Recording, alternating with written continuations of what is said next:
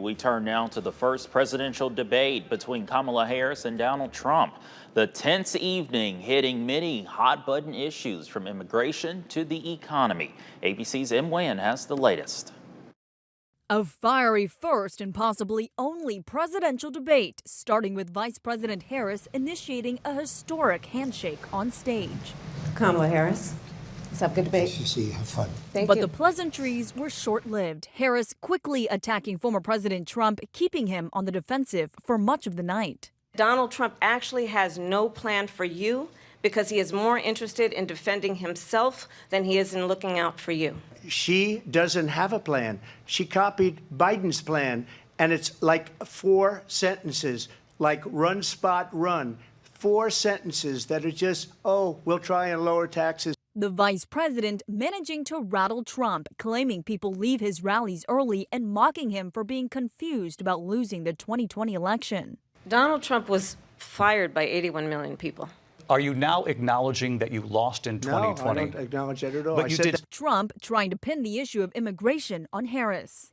They're destroying the fabric of our country by what they've done. What we have in the former president is someone who would prefer to run on a problem instead of fixing a problem. On the economy, Harris touted a plan for tax breaks for small businesses and a first-time home buyer credit for down payments. The values I bring to the importance of home ownership, knowing not everybody got handed $400 million on a silver platter and then filed bankruptcy 6 times. I created one of the greatest economies in the history of our country. I'll do it again and even better. Today, following a heated evening, both presidential candidates, along with President Biden, gathered in New York to commemorate the 23rd anniversary of the 9/11 terrorist attacks. Vice President Harris's campaign has called for a second debate, but former President Trump has signaled he's not interested. Meanwhile, global superstar Taylor Swift posted to her 283 million followers she's endorsing Harris. M. Nguyen, ABC News, Washington. Last night, some Augustana College students held a debate watch party. Most of them are first-time voters, as they were too young to vote in 2020. The students are looking forward to putting their civic duty in action. A chance that I have been waiting for. I've got my mind made up, but I'm open to hearing more stances from both sides just because of who I am. The chance for students to make their voices heard is now just 55 days away, Election Day on November 5th. Well, after the debate, both sides reacting to the performances by Trump and Harris, and the Harris campaign is celebrating a big endorsement. Here's ABC's Christiane Cordero.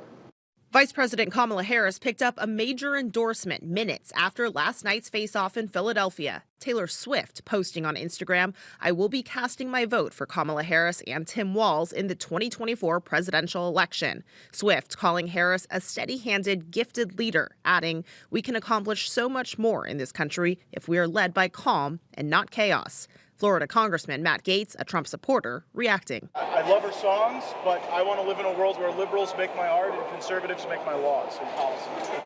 Harris supporters at the debate were a mix of surrogates and party line crossovers, including Anthony Scaramucci, who served as Trump's communications director, and California Governor Gavin Newsom. From the handshake itself, when she came up and said it's Kamala Harris, she was in control, she was in command. The Trump campaign invited Robert F. Kennedy Jr., along with North Dakota Governor Doug Burgum. In the last debate, President Trump, perhaps the first Republican in years to actually win a debate on the topic of reproductive rights. He did that by being very clear that he does not support a federal ban. Analysts from both sides finding plenty to criticize from the debate. She had no answers on immigration. She had no answers when she was asked about defunding the police. She laid traps, and he chased every rabbit down every hole. This is the difference between someone who's well-prepared and someone who's unprepared.